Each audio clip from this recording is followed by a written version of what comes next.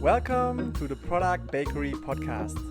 My name is Christian, Alex, and together we present you the ingredients to build the right products.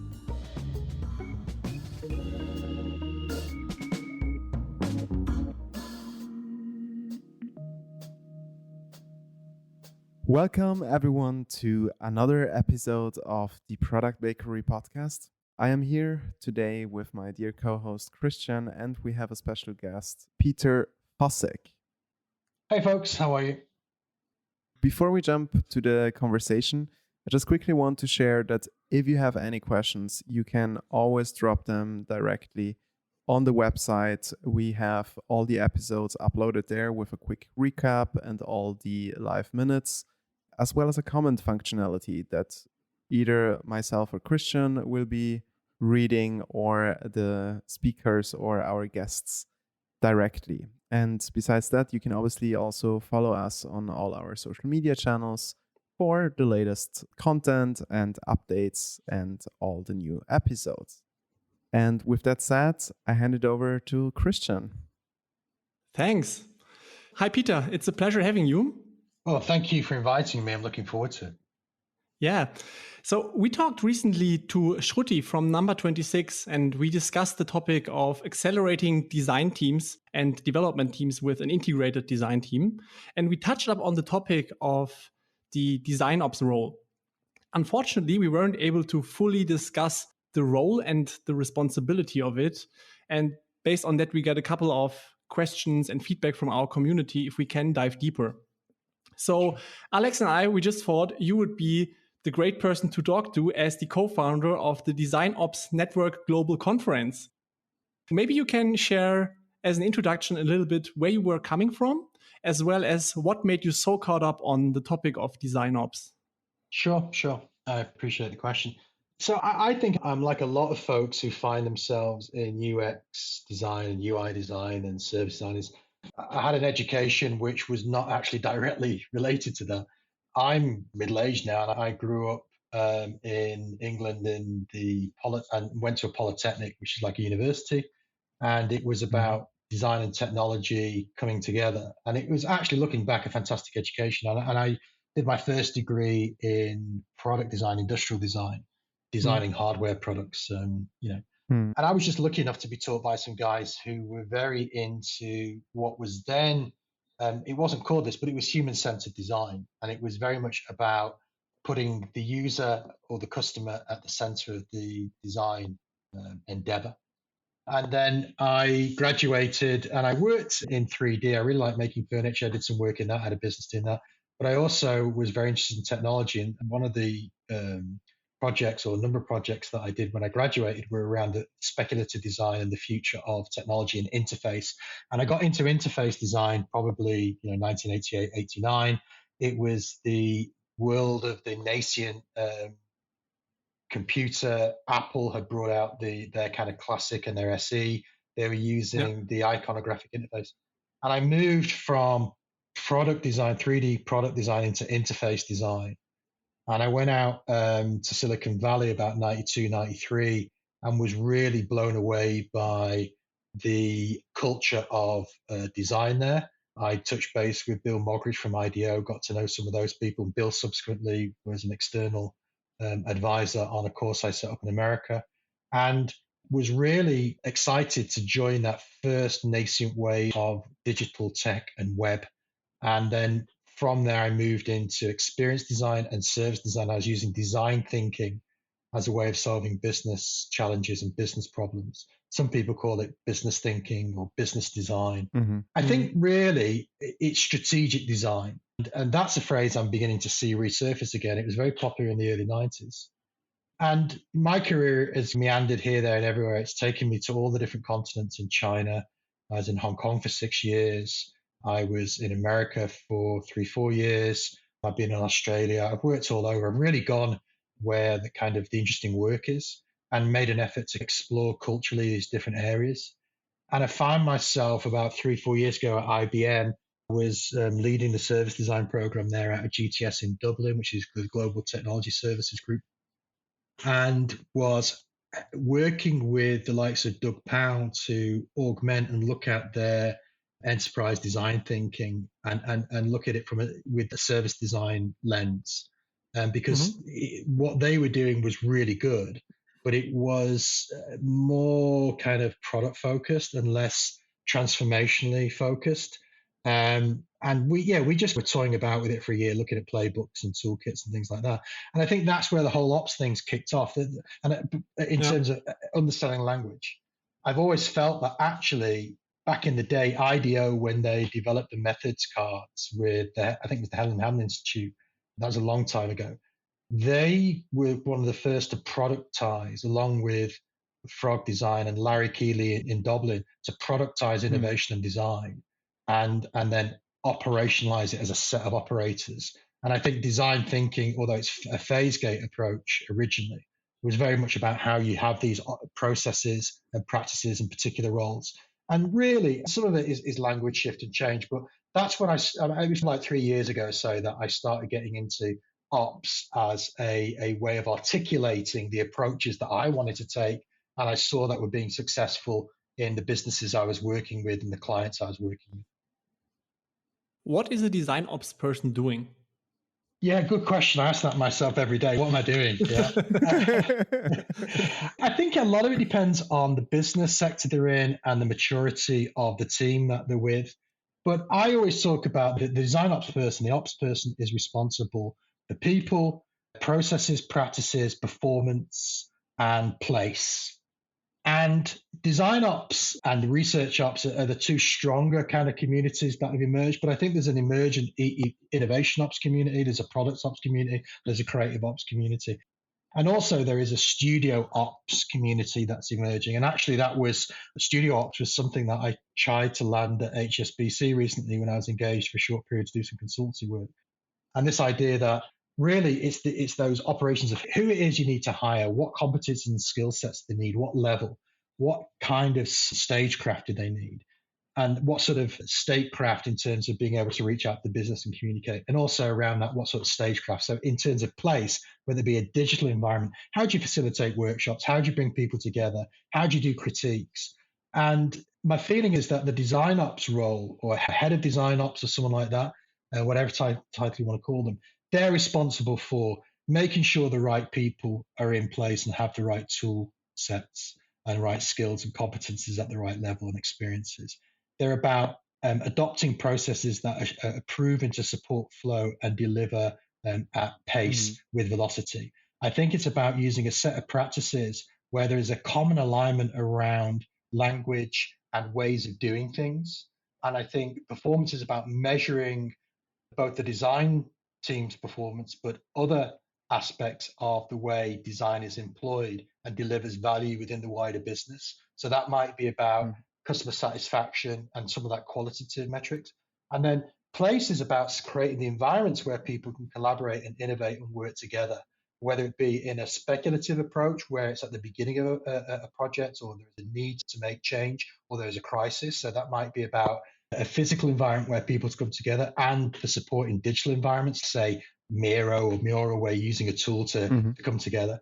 But I do think it's about having a sense of place where you can not only work, but you can also find information, where you can speak freely, where it's safe, where it's flat, and where it encourages people to be creative and productive. And I emphasize productivity. Yeah. In our last episode, I was already critically asking, shouldn't these things you mentioned not be done by, let's say, the design lead, VP design, as well as the designers? I think that's a good point.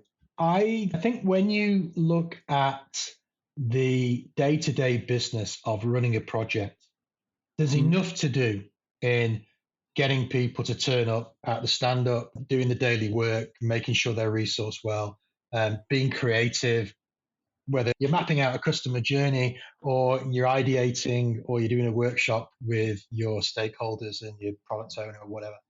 And then there needs to be an organizational function outside of that, which looks at the bigger capabilities and how you scale those capabilities. And that's why I mentioned maturation. So when you look at, say, an organization like IBM, when I joined them, they were 4 years into a program of scaling design thinking. And they needed specific people who were responsible for that. They needed coaches and trainers who could train people in design thinking and the tools and the guides and the approaches that IBM took. They needed somebody who could do the e-learning. They needed somebody who could sell politically the importance of design and socialize the successes. They needed someone who could govern that. And then when you see it like that's kind of design management, what used to be called design management. And I think that ops is very much around the managing of design, but managing design has a connotation of top down. Whereas ops is more about how you can work in an agile cadence where you have teams mandated, but they're given the resources and provided the resources in order that they can do what they're good at, which is creative problem solving, framing problems, using their tradecraft to visualize complexity and abstract complexity, to ideate, to storyboard, to wireframe, all these kind of skills that designers bring to the table. And not to be tied down with, I need to set up this research meeting or I need to go and do this hiring and so forth. And I think ops, somewhat, for ops to be effective, you need scale. And this is why I think larger businesses, large corporations, larger government agencies are adopting ops so quickly because they see it as having a centralized but distributed function. They see it as supporting an overhead and supporting the kind of the infrastructure that designers need, researchers need to do their jobs. But so where would you draw the line, if you would have to, between what design managers do, what design ops do, and what then the team does, especially like also in, let's say, a classic day-to-day product design team? Sure. I think, first of all, management is something that everybody's responsible for, managing their own time, or managing a team of people, whether if you're a design lead, but there is an emphasis there on kind of production, that you're in a cycle of delivering to those sprint outcomes. Typically, you might work in a 6-week sprint cycle or a 10-week sprint cycle, 2 weeks per sprint, and you're getting on with the business as usual stuff. And I think design leads, that what they're about is bringing their kind of experience and leadership around the creative direction. They're bringing in their experience around where there's value to be found. They're bringing in their experience about how they interact on a day-to-day basis with the different folks in the product team, or if they're designing a service, the service team, or whatever you want to call it. Ops for me is about that infrastructure which supports that. So I think it's about formalizing the governance process of what constitutes good design. And that turns up in different ways. So, the government in the UK, gov.uk, they've got a service manual, they've got a GDS, they've got an alpha, they've got a kind of discovery alpha, beta, process based on the double diamond. Yeah, they did an amazing job. It is. To deal with something so complex as government, you need to have a rhythm, a banging of the drum to align around a language, a line around processes, and to formalize that. And I think that's the ops side. Now, what interestingly, when I was there recently doing some work, is when I asked for where's the toolkit, there's no toolkit, right? They might have some examples of how a service blueprint's done, but everyone's doing it different, right? So I think the next level for that kind of organization is to formalize playbooks. Here's the research ops playbook in terms of, this is how we do research, this is how we archive material, this is how we make our insights usable and actionable, and this is how we make them findable, this is how we socialize them. This is how we set up user research. Here are the software tools that we use, and these are the methods that we use. And we might use something like, for example, I use a technique called Service Safari. Someone else might do an empathy map. Someone might do some contextual studies. Somebody might do some user interviews or stakeholder interviews. These are methods that we use to gather information. And I think formalizing those as a set of methods in a methods cards deck, or putting it in a digital equivalency, which I've done in the past, in the recent past, is part of operationalizing. You're creating a product and you're operationalizing it. So it's something that can be used repeatedly. And governance is a big one. The projects I've worked on recently, whether I was out in the Middle East last year before, I was working on a large scale project with one of the governments out there, and it was pitching with another company to land this big strategic vision and deliver. And a big part of that was governance and design governance. What good looks like? How do you, as a team, enable the people involved in delivery to meet that mark, that standard, whether it be about accessibility and inclusivity, for example, WCAG level AA. Is it an accessible service, government service? Does it deal with people with impairments and support them in their journeys? Those sorts of things need to be operationalized in a way that enables them to be repeated over and over without reinventing it each time. And so I always think that Ops is about supporting flow and movement. And it's about an infrastructure which gives you the structure and the lines on which to run to enable you to create efficiencies and to deliver outcomes at greater speed. And I think that becomes all the more imperative when you're in an agile organization. So in terms of design management, I think there's an overlap. What we used to call design management might be a design ops person now. The difference is design management was probably in a phase gate world, and design ops is much more to deal with an agile world. And because we're dealing with DevOps and we're dealing with tribes of people or teams, I call them core teams, where you've got designers working with developers, working with business people in a team together day to day. And they need to go and say, look, there's the tools for that. There's the guide for that. Here's my tool chain that's already established. I can use that to collaboratively work together. It's having at your fingertips things like Figma and InVision and Mural. It's having the ability to work outside of the internal security of the intranet because I need to do research with, say, Zoom. And it's having those tools concatenated, working together so you can give your handoffs over to someone else. Typically, in a day-to-day, you might have a UI designer developing a design system with a developer, and they're creating a repository, which is an atomic set of components which is built on atomic principles. Now, in the past, and in the not so distant past, there wasn't anything like that, and it was hard coded. There were 7 different colors of green button. The buttons are all different sizes. Nothing worked together. There's no hierarchical or parental-child relationship between those components. Updates were really slow and laborious to make. And I think design ops has turned up as a kind of manifestation of design management to support that idea of design, deliver, drop, and measure, that kind of agile manifesto. So, to answer it in a sentence, I think there's a lot of similarities between design management and design ops, but there's also a lot of dissimilarity. And I think it's all to do with cadence of work, and it's to do with the maturity levels of the business. And it's to do with whether something is centralized like design management or decentralized like design ops.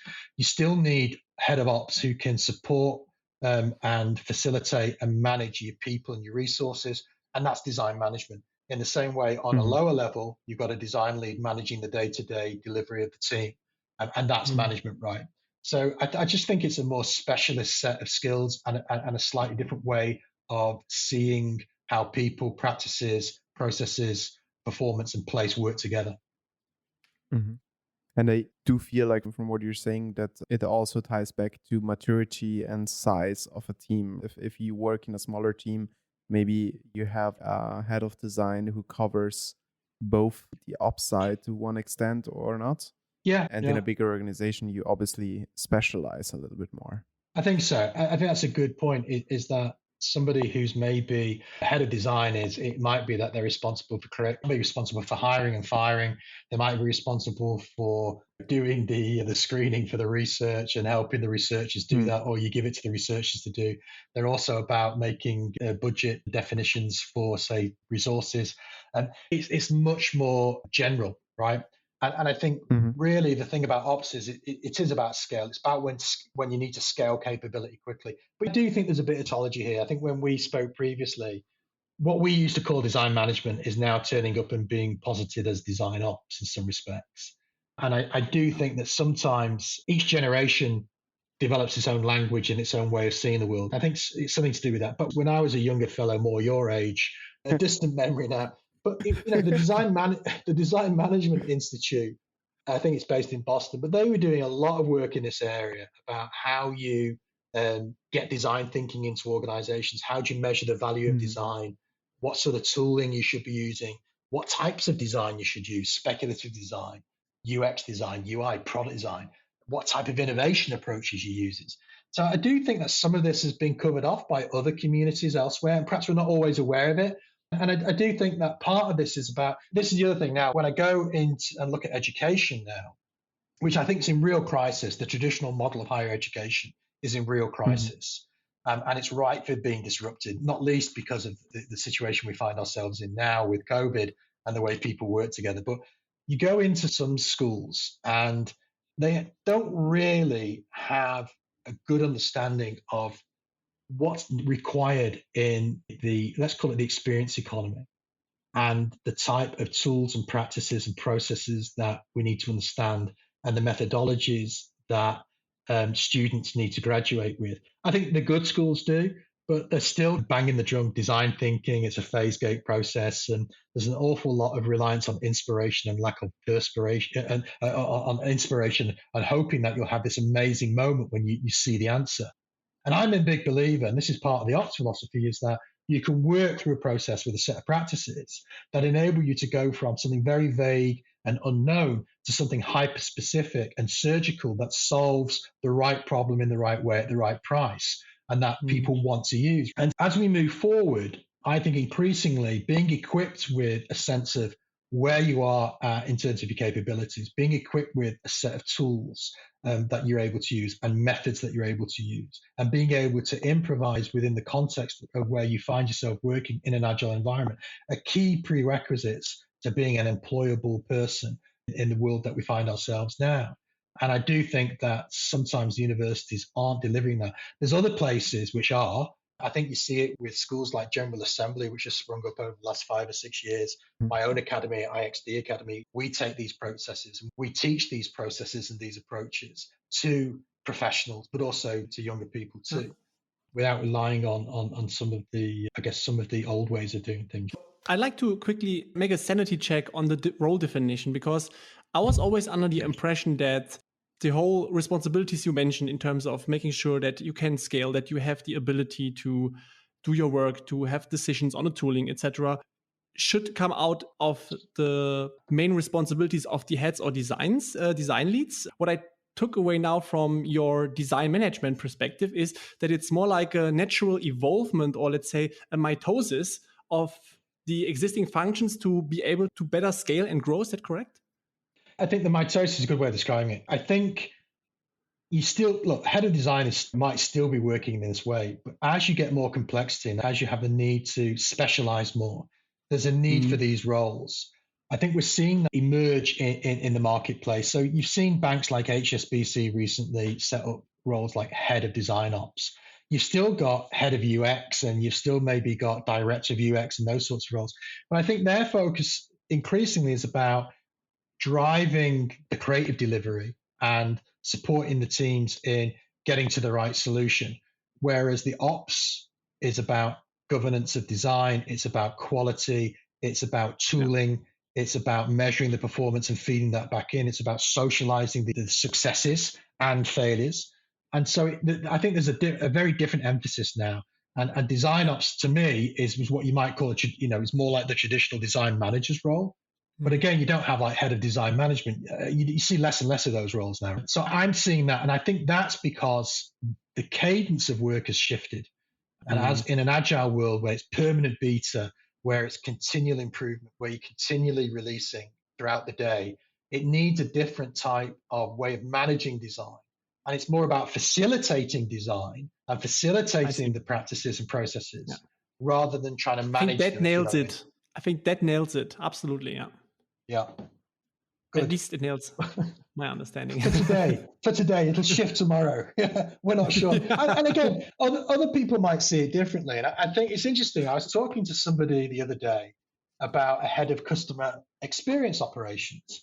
And I thought that's a new take on it. And I wanted to know more about that. And again, customer experience has come into the common parlance now, the common language we use has become more and more popular as a way of describing a particular set of approaches to designing for customers, which is about datafulness, it's about data-driven or data-informed strategies, it's about how you connect with customers, it's about how you deliver bespoke, personalized experiences.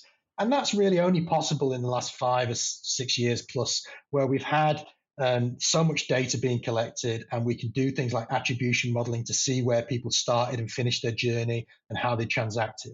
And that requires a move on from user experience, which is so general and generic. And some people find it too impersonal. To me, whether you call it human-centered design or people-centered or user-centered, it got us to the point where we needed to start specializing that language because we're trying to be more specific. And I think where you have specificity coming out in terms of business value, like customer experience and customer experience ops, you adapt your language and you adapt your processes and you adapt your roles accordingly. Interestingly, I think CX, for example, customer experience, it's become adopted because I think the business people get it. They understand products and customers they get. When you talk about user experience, it's a little bit vague, it's a bit too abstract, it's maybe a bit, can't quite, get a grip on it. But when you start talking about customer experiences and share of wallet and the metrics around that, then they get, right, now I get it. You're talking my language, you're talking my business language. And likewise with operations, it's used in the language that business understands. So when you talk about, look, we want to, implement some processes here, and we're calling this DesignOps, I get it. I understand what an operation is. I understand what an operating model is. So, I just think really it's lending a little bit, talking a little bit to those sorts of stakeholders a bit better, a bit more effectively, perhaps. Yeah. But having said that, it is very new. And when you do turn up and have these conversations with people, they go, what? Is this the latest buzzword? 2 years ago, I was talking to some very senior people in a global agency, one of the top 8, 9 groups, thinking Accenture, Deloitte, all that sort of level. And there was a real kind of resistance to accepting the language because they were only just getting used to design thinking and service design and experience. Now you're coming up with a whole new language. It's like this tissue rejection of like, what's this, Yeah, I pointed out your clients are using this language. Your clients are using these processes. They're hiring for these roles. Shouldn't you start talking that language as well? Shouldn't you start thinking about how because otherwise you're getting left behind. You're not as relevant. So, I think it depends on the maturity level, where people are and so forth, How much would you say, how much is simply new words, new language and buzzwords? How much is actually the role developing and new to the market? Because I think when you mentioned, even looking back in the past, it was called a little bit design management. It was a similar role. And indeed, it is now adapting to agile. But is it really that new? And also to add to that, apart from the names, the whole exercises and the whole things they are doing on day-to-day basis haven't changed. Yes and no. I think some of it for sure is a bit of tautology and semantics. I think absolutely. But I think fundamentally, the structure and frameworks around ops is quite different and distinct because it's relying less on individuals with a particular experience set. And it is about productizing, and it is about putting in place particular steps and processes and having, for example, playbooks, methods, cards. The time was no one had anything like that. It was new. These days, everybody has playbooks, or at least majority of decent companies will have some playbooks. They'll have some guides to how you do research. They'll have some methods cards.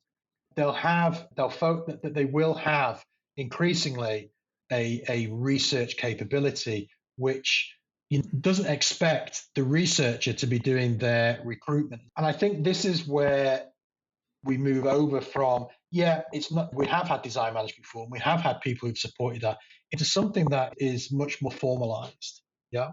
But I do think sometimes there is a little bit of tautology, and I think it's reinvention of language and buzzwords, and people jump on it. And interestingly, what I've seen is sometimes those people who do that, they perhaps haven't had an education like in a design college or university.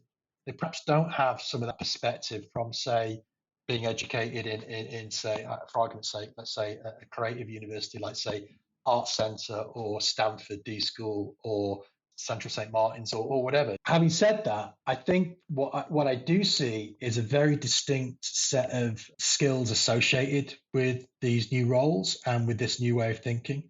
And for sure, it is quite different from perhaps a traditional design manager, because again, I don't think you see many of those roles around anymore.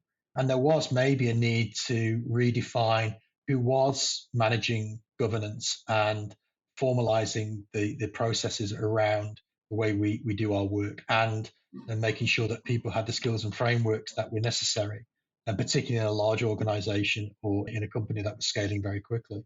But yeah, for sure, I think there's always a bit of that going on. I remember it used to be about lean, and then it was Six Sigma, and it was design thinking, and then it's blue ocean strategy, and it's 10 types of innovation, and I think every few years something new comes along, and it speaks to what happened before, but it has something different. Yeah, and I think we have got to be careful not to be doing what I call the emperor's clothes. I think we should call out bullshit when we see it and hear it. Yeah.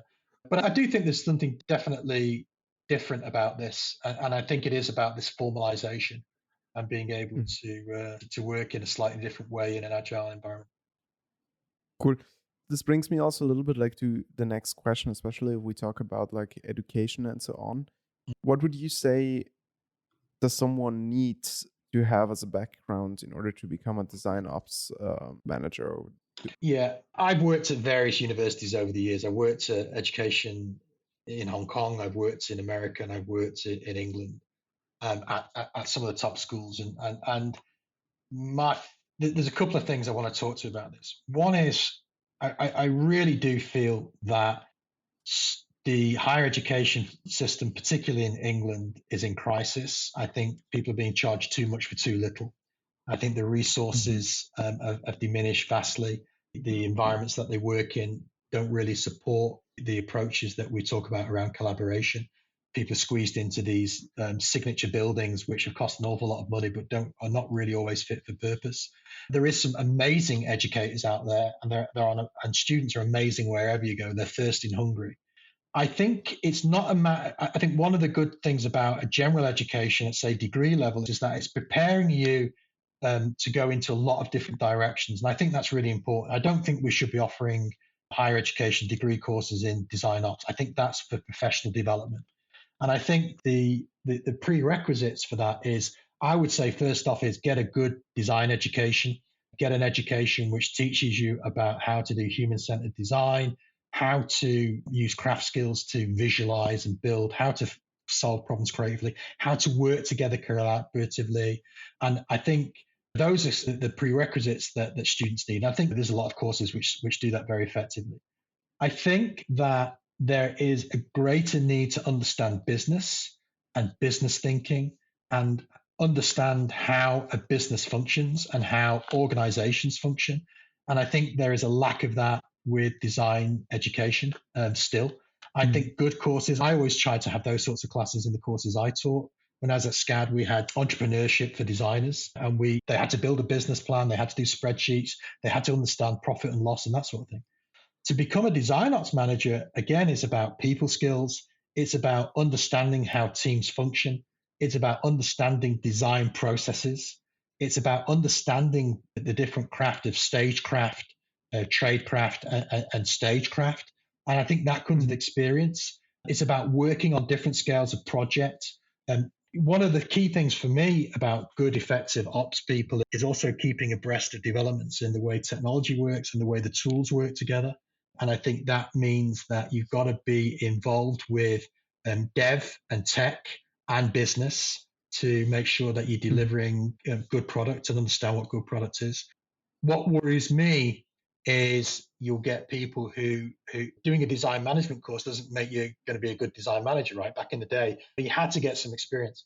So I would say the prerequisites for being capable of running in an ops role is get some experience. And I don't just mean 2 or 3 years experience of doing a bit of UI or UX. I think it means a good ops person has probably been running studios, has been running multi-agency environments, has been working with lots of different types of stakeholders, has been doing lots of work with users and understands the challenges of connecting with their specialized researchers. And at the same time has worked on building with developers, building product, and building systems and services. And that doesn't happen within 2 or 3, 4 years, having done a general assembly course. That takes time. And I think yourself, some of the best people are those who have been there and done that. And I think that's a big part of it. Yeah, just to nut that out is, one, get a good design education, because you have to understand what it is to be creative and be a designer. 2, get some experience working with lots of different projects and lots of different people. where there's an emphasis on design-led strategic design, design-led strategy. And two is to get some experience, which takes time. And then you can actually get into an ops role. Yeah. And I think that's what with people who are being employed as ops leaders, whether it be a design ops or research ops leader, they've got a good few years under the belt. They've done it. They've been in the trenches. Nothing beats experience. My mother always said, a drop of experience is worth a bucket of theory. It is really about experience. Can you share what services you offer and what you're teaching people who want to deeper dive into design? Yeah, last few years I've been working with companies, like I did some work with Public Sapient recently, where we built a toolkit for them and we looked at some playbooks and we piloted those. So it was really about capability build. So the sorts of courses I offer for professional level through the IXSD Academy is we offer rudimentary courses on things like service design, UX, UI. We have what we call essential programs. And what we do there is we have a playbook and we have various tools, various methods that we teach, often associated with a canvas or a map. And we look at how we can turbocharge different activities by bringing them together. How do you solve a problem? How do you frame a problem? How do you map experiences? How do you map journeys? How do you design services? How do you prototype services? That sort of thing. And then we have an ops course. We just actually launched an ops course, which is Research Ops and Design Ops 101, Closing the Loop. So I'm beginning to see research is going off over there and design's going off over there. And there's something being lost. And it's like, how do you close that gap? And that's about how you matriculate from a problem statement and a need statement to an insight, to a hypothesis, to a backlog. So we emphasize a lot of the agile approaches around how we work with speed and flow. How do we use things like backlogs and user stories and epics? And how do those turn up in different guises? And we do hands-on learning. So we show and talk about the theory very briefly, and then we get into it and we start actually using these methods. And they build from the theory through to the practice. So when people come and do a course, they can then go back to their offices, to their homes these days, and they can start to use those approaches and use those practices and principles. And with the research ops and design ops, we're looking at the way research turns up with different lenses and the different approaches and practices you can use. How you then take the findings and then articulate those and socialize them. How do you deal with legacy insight? How do you manage those archives? And then how do you, as a designer, pick those out and then use them in a backlog and verify your concepts and ideas and go back to research to do usability testing and so forth, or using prototyping to de-risk and then moving it into a delivery sprint. So it's all about doing it, again, 20, 30-minute learning sessions, have a go, do it, and then take it back to your program. Actually, when I hear about all these processes and like also cycles, backlogs, and so on, since Christian is a product manager in this round, I'm also wondering like on what the best combination and collaboration would be also with a product manager, especially when it comes to a backlog, when it comes to planning, when it comes to prioritization and so on. Sure. Because like historically, that's a little bit like the PM role as well. And I know there's some overlaps between design. Yeah. It's again, it varies company to company and the sector you're in. But I would say that to me, the product manager represents the business. So that if you look at the Venn diagram of design thinking, they're in the business bit. They should have a good understanding and knowledge of what user experience design offers and the importance of good, effective, and consistent user interface design. And at the same time, they've got to understand and have a conversation with tech, because obviously they're using a platform and building stuff on a day-to-day basis. And one of the issues that I sometimes have with product is it's too myopic. So product owner will be or product manager will be very myopic about delivering a set of functions and features. I think when the UX person turns up or the interface designer turns up, is that certainly the UX person or service designer, is you're trying to see it in a much bigger picture. But ultimately, that's the product. Someone who's responsible for a product is about making that product work at its optimum and making sure that the user can use it effectively and the business can generate income by using that product, or at least value. So I think that from an ops point of view, it's more how ops turns up to facilitate that, because I think ops has a role in helping the product manager understand the approaches that can be used to design, whether it's incremental innovation and using something which is about tactical delivery versus when to get strategic and using something like speculative design or service design to help set a strategy and a roadmap. And I think ops has a role to play in that, in first of all, giving people the tools to learn, but at the same time, giving them the playbooks and giving them the methodologies that they can come together. And when they're in a mode of creativity or strategizing, they're using the right tools and they're sharing the right language and coming together. But I do think it varies depending on where you're at. I've worked with product managers who are very protective, who are almost dictatorial. And I've seen them fail because they're not thinking widely enough. They're not testing and validating the concepts. And this is where, again, the research ops things come in. I won't talk specifically, I won't name the client, but it was a very large company involved in entertainment and gaming. And you had a bunch of people who didn't understand design, didn't understand user-centered design, owned products, and they were just doing what I would call Me Too products. They were looking at the competition and saying, oh, we need that feature. And so there's this incredible kind of Frankenstein products being built, which were full of legacy and full of legacy features, which were not tested adequately before they were released. And when they were released with so many bugs and inconsistencies in things like the interface or journeys, is that they were failing. And I think this is what happens when you don't have a product manager or product owner understanding design, understanding the role of design, but also understanding the role of research and user research. Some of the diagrams you might see in some of the presentations I've done is I have these three particular areas, and I have research, definition or design, and delivery. And I think that each of those areas have backlogs. So as a product owner, I should have a backlog which is about speculative strategic things that I need, which are bigger bets, which need to be hypothesized and then validated. But I've also got some immediate needs about functions and features that I need to land. And that's another backlog for that. And I think research has a role to play in supporting the product owner, and the designer has a role to play. And this is where ops comes in, because you can get that flow. Ops is all about flow and getting that movement and velocity and having a cadence. So when I was working with his businesses, we moved from a very fragmented, opinion-driven, I'm a specialist, it's my product, you do what I say, to an experimental approach where we're using sprint cycles of 2 weeks, where we had the first week was about discovery or speculation, and the second week was about building and testing. And then every 2 weeks, we were in London testing new products, new product features, testing high-level new games, new approaches.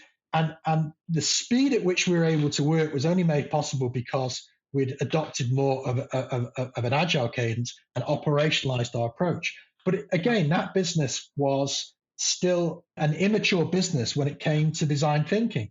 And before I arrived with the colleagues that I work with, now is a small cog in a much bigger machine there, and they'd already gone through two experienced design teams. They'd literally brought in a team. The business had been so anti-design, they'd left. Another team had come in. They'd eaten them up and they left, and we were the last stand. And there was a lot of conflict and resolution that needed. And it actually took a senior C-suite guy to come in who got it to bang the table and fire people and say, you're old school, you're out, goodbye, and brought in a new set of people who had a learning mindset. And I think that's one of the key things here as well, is we've got to approach all these things with a learning mindset. Yeah. That's also what I'm always teaching and coaching the product people, that I'm saying, hey, you need to work close together with the researcher and the designer and evolve them. To be honest, I don't see a difference. I think these people should be like a pair of twins. They should work together, do things together, and develop together the same mindset. Absolutely. One of the big mistakes that I see teams use is they spread the butter too thin. They have a designer working on 2 or 3 projects. They have a researcher working on 2 or 3 projects. They have a business analyst working on 2 or 3 projects. You've got the product manager or owner running around trying to get things done. You've got a scrum master with like them trying to get things done. Yeah. And it's bullshit. And I use the 80% rule. you're not going to make any change and you're not going to be effective unless you spend 80% of your time working on that new product. It's different if it's a product that's been released and it's tweaking. But fundamentally, you need people to be in that digital room, working together on Mural, aligning, assigning tasks, getting on and doing their work, and then coming back together regularly for their stand-ups and throughout the day. I often see a lack of that. I see that what happens is that they're not using user researchers effectively. They're not using any user research often. That's the first thing that people kill a budget. I've seen it at the start of a project, even in an agile organization where you've got the product owner with the tech lead off in a corner, writing out the epics and user stories. And there's one time I had to bang the table and say, look, stop, let's get the designer and the researcher here, at least to listen. Why don't we do a workshop on this? Let's spend a few hours and let's use some techniques to do a divergent and convergent approach about this. And we did that, and the results were amazing. Everyone got aligned a lot quicker. People agreed to support each other with a lot more, commitment. And people were then able to go off and do their specialist tradecraft in a way that made sense for them, having aligned around a set of objectives and a set of epics and user stories that they bought into, and then move into a sprint cycle that was prioritized properly, t-shirt sized properly, and ended up being a lot more effective. But so often I see just the product owner or manager just off in a corner with the tech lead. And of course, that's just two sides of the three-sided diagram. If you don't include design, then you end up with something that's not desirable. It ends up just being a set of features. So it's no good. It's too transactional, right? Yeah. Yeah, definitely. Maybe just closely like trying to tie like all the loose ends together as well. We also talked about a lot of different ops roles now, from research ops to design ops to dev ops, and so on. I remember like when we met, we also talked a little bit about this umbrella of innovation ops in general that tries to tie the things together. So was mainly wondering if you want to share a little bit like your thoughts on innovation ops. Yeah, I think thanks for asking that. So it was last year at the DesignOps conference. We run the DesignOps conference every year. We got our third year this year in June, and we're online again. And one of the things that I saw in my work and also through the different conferences that I attend is that a lot of people were talking about DesignOps, but actually it was innovation they were talking about. And I wrote a paper about innovation ops recently, which looked at the notion that innovation, there's different types of innovation and there's different roles needed in innovation, like the same there is in design, there is in research. And you need to create an environment where people can be innovative. And you don't want to use the wrong type of innovation to try and solve the wrong type, a certain type of problem. There's incremental innovation, there's disruptive innovation, and so forth. And I said that really to enable companies, and this is again at scale, to be disruptive, they need to adopt an asymmetrical approach to the way they work, which means asymmetric in the sense of guerrilla, adaptable, highly plastic, to exploit opportunity and to deal with chaos and to deal with the changes, for example, COVID. And I'm a big believer that crisis actually drives innovation. You don't change unless there's a crisis. The banks didn't change until they started being threatened and disrupted by new digital disruptors. These incumbents are very symmetrical. They have these very hierarchical structures. Decision making happens at the top and works down. Even if they're a flatter organization, there's still a lot of that. With an asymmetric organization, you have highly distributed teams and highly distributed decision making. It's highly lean and it's highly operationalized. And innovation needs to be operationalized in the same way design and research does. And by that, setting up things like crowdsourcing capabilities. So you're getting out into the business and eliciting ideas. About using the right type of innovation tools for strategic road mapping. Again, you can operationalize those. And we see those with toolkits or methods, say Blue Ocean or Larry Keeley's 10 types of innovation. Sorry, I'm misspeaking there, but Larry Keeley's model of innovation. They're a way of operationalizing innovation, repeating ways of experimenting and validating and getting information and eliciting input from all people that have something to contribute. And again, you need operations to support that. So you need a head of innovation or innovation ops to support that infrastructure, to support those processes, to hire the right people and have a flow which enables ideas to come in at one end and then hard products and services to come out at the other end, which deliver outcomes which people want to buy into from a value point of view. Pete, yeah, I'm focused on innovation ops at the moment. Every design lead or founder or CEO who listened until now and doesn't want to hire a design ops, honestly, I don't know who can help them. But talking about that, my very last question, also to come now to the highlight of this conversation eventually, how do company hire for an ops position? Okay, so I think if it's a research ops, let's say it's a head of research ops, I think you're looking to hire somebody who has built teams, has built capabilities, is able to productize practices in a way that supports fluid and flexible ways of working. I think they've got to understand the notion of what user research is, contextual research, ethnographic research, all those sorts of things. And I think they've got to be capable of working in organizations where there is often resistance. So they've got to have a firm set of legs and be able to push back where it's appropriate. Same thing for design. You need people who've got the experience set, have got a good understanding of how to use these methods and approaches to deliver consistency and enable people to get on and do their work. And I think underpinning that, I keep coming back to, is that's about people who've got some breadth of experience. It's about coming back to people who understand these approaches. I think it's about coming back to people who've got a good tradecraft, good stagecraft, and good statecraft. And the other thing is, I guess it's also about fit.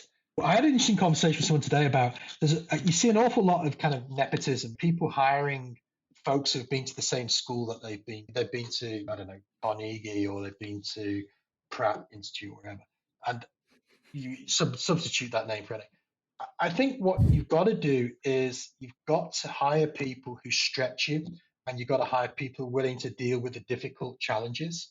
And I think that fundamentally is about having an honesty about where the organization is and where your team and their skill sets are. So I think underpinning all this is people with experience, but have the honesty to recognize that you need to hire a different type of person, like a head of ops, or a head of research ops, in order that you can move on from where you are now. And I would say is that if you're failing to embed design in your organization and you're failing to scale, then you need somebody who's got an ops background or has got a good, strong design management background, who is au fait and familiar with the ops approaches. Mm-hmm. So just like thinking also, because design ops is not entirely new, but still fairly new, I think it's definitely one of the roles where the market is not as full with design ops people compared to, for example, product designers. And I would think of, especially in smaller cities or areas, it might be harder to find someone who already brings a lot of experience in this area. Sure. So what would be a good alternative to fill this gap? One of the areas that I've helped clients is actually is coming in as an ops expert and coaching and helping the team or a particular individual to transition into those roles. That's a good way to do it, is you buy in that experience and you buy in that consultancy expertise. And I also think that here that, smart people are self-learners. They're what I call autodidacts. They're able to learn. And I think when you go out into the community, whether it be the research ops community, design ops community, or the nascent innovation ops community, whatever, there's a very strong connection between some of these people leading these groups, these communities. And those are a good place to start. Is start with the communities, connect with these people, come to the conferences like the DesignOps Global Conference, the DesignOps Summit, go to the meetups, the DesignOps meetup, whether in Australia or in Scandinavia. Get involved. There's some good books emerging now.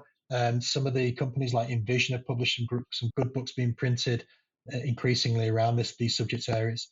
And I think at the end of the day, I think if you bring in some energy and passion, we can all learn about these approaches. I think it's recognizing whether you need them. Yeah. And I would say this is not all companies are ripe for it, or ready for it, or need it. And I saw that recently at an engagement where there was a large bank, and really they didn't have the maturity to have that kind of role, and didn't have the need for it because they're still trying to grapple with basics like getting design thinking in the organization as an approach and a way of thinking. So I think, part of it is that you got to look at that. Part of it is the business looking to implement and embed things like design thinking and agile throughout the whole organization. Then I would say you're ready for ops. And I would say that maybe what you do is take some of your senior people, maybe a design director or head of design or head of research, and they take on that role. And then maybe you split that role off with somebody who comes in and you hire to it. I think the important thing is at least you make a role, make a start. I think it's about an approach. And I think that's important. Mm-hmm. You can call yourself anything you like. It doesn't mean anything. I think it's more about whether you need to have that scale and that you have the complexity where you need operations in place. Yeah. Mm-hmm. I think understanding where you are and where you stand at the moment is the most important steps to be able to make the right decision. Yeah. I just noticed recently, for example, we talked about the British government, gov.uk. They spent, I'd say, the last 5 years getting design thinking and service design and UX and UI and content designers into their teams. And now I think that I'm beginning to see them hiring ops people. And I've had conversations with some folks there about how do they do that, just like we're doing now. So it's interesting to see how a large scale organization like that has gone through this 5-year maturation cycle of bringing in design and recognizing that user-centered design is part of that now their DNA, to operationalizing it so they can get it distributed throughout all the different teams and the different types of roles that they have in order that they can really amplify the value of design. I was working with the gov.uk because we were doing integration. And when I was checking out the API documentation, it was, first of all, amazing. And also on every page, they had like forms where you can give feedback on the usability and how much you liked it. So a very agile way, very design thinking way they are approaching.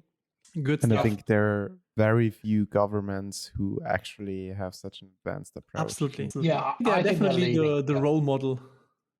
Yeah, I think when you think about where they were 6-7 years ago, I would say now they exemplify how you can undergo a significant major digital transformation process in government and deliver real significant gains. And you only need to see that now with the latest kind of journeys and forms that they're releasing. They would say they've got a long way to go, but it really is a great example of how design can impact and how at the same time that they've adopted agile as well. So they've had so many moving parts, and I think it's a real testament to the different folks who have been in there.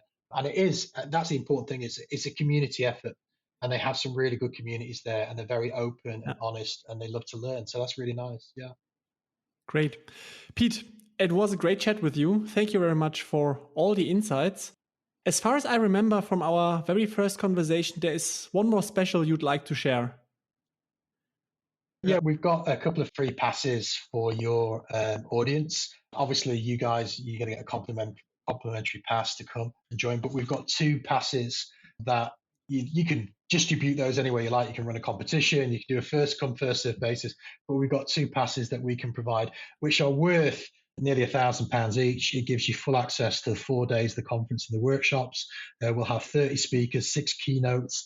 We'll have lots of workshops, and it's all going to be online, so you can keep safe.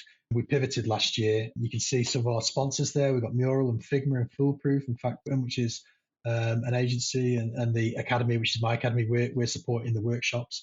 And MailChimp have been great over the last couple of years with supporting us too. If your folks are interested in the conference, we'll get some information out to you guys, and we've got 2 free passes for you. Amazing. And I think Alex and we will share the passes on social media, and people who will reshare will get the chance to win those. If we will then exchange their information, we'll make sure that they get their passes and so forth. So that'd be really cool. Yeah. Absolutely. We'll give them a link. Absolutely. They can sign in and do the link once you give us their names. But yeah, thank you so much for letting me rabbit on and talk. I hope there wasn't too much repetition in what I said there. And I hope I answered your questions fully. It's great that you guys are doing this podcast and trying to deal with these very important issues that are coming out in our professions. And thank you so much. I appreciate it. Thank you, Peter. I think it was very insightful. So thanks for taking the time and joining us, even though it's already like evening hours. Highly appreciate it. No, I love it. I've got my curry waiting for me. Yeah, thanks. Thanks, guys. Thank you very much. And awesome. Hope everybody keeps safe and come and join the conference. It's going to be great. Yes, amazing. Perfect. Do that. And thank you very much again. Have a great night. Bye-bye. Thank you. Cheerio. Bye. Bye-bye.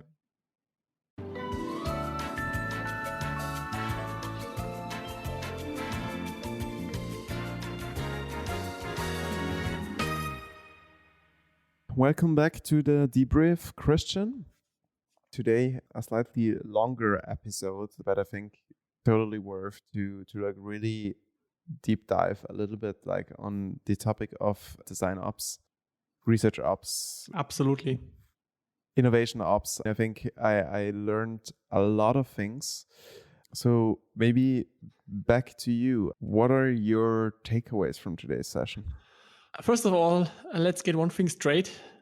Pete has said already so much around the whole topic, but what was really helping me today to better understand is this whole management perspective looking at design. And my opinion on design ops or in ops in general was always fixing symptoms and not problems. But now I better understand where he's coming from and that it's actually like a mitosis or in natural evolvement of this whole area of design. And that was something that was definitely very enlightening. Mm-hmm. And also the very best thing came to the end. And many people asked us also how to hire for the right mindset and how to hire ops people. So I think Pete really nailed that down today. Mm-hmm. How about you? Just on the same note, if we speak about ops, do you think that product will undergo a similar development? And do you think that we will soon see product ops roles? Or is it something that is already covered by something like, let's say, a Scrum Master who already is focused more on processes, even though not as much as you would see it in design, research, and development roles? Yeah, so a Scrum Master focuses more on the engineering processes than the product processes. But yeah, I'm very honest with you. I'm consulting right now a company that is actually working with product ops. So yeah, there is definitely this evolvement. And as Pete said, depending on the company maturity and also the growth, at some point you really need that support to be able to better scale. What's your main key takeaway, Alex? Considering that I had quite some conversations in the past around like design ops, one thing that I heard from different people was actually this idea around, okay, design ops people are so focused on processes, so they don't need to be good designers, or they don't even have to be designers at all. Ideally, they are just good in terms of people skills. And I think this is something that Peter brought a little bit to the point, right? You need to have the understanding, you need to know design, you need to have experience and also experience working in different organizations and companies and so on before you can even think of moving into design ops, design management, and so on. So that was definitely something that was good to hear from someone who's that deep into the topic as Peter is. And that's also one of my biggest takeaways for today. Yeah, absolutely. And I think the worst thing you can do is to start hiring for such a position when you don't know what you want to achieve with it, because then you definitely focus on symptoms than the real problem. Yeah. Or if even at all.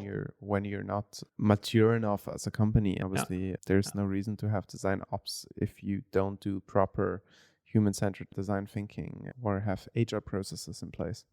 Boom. All the buzzwords in one sentence. All right, Alex, I think there's so much that has been said. Just to get back to the little lottery that we want to do is 2 cards for the conference. So keep your eyes peeled. We will soon announce and launch a small campaign on social media. Yes.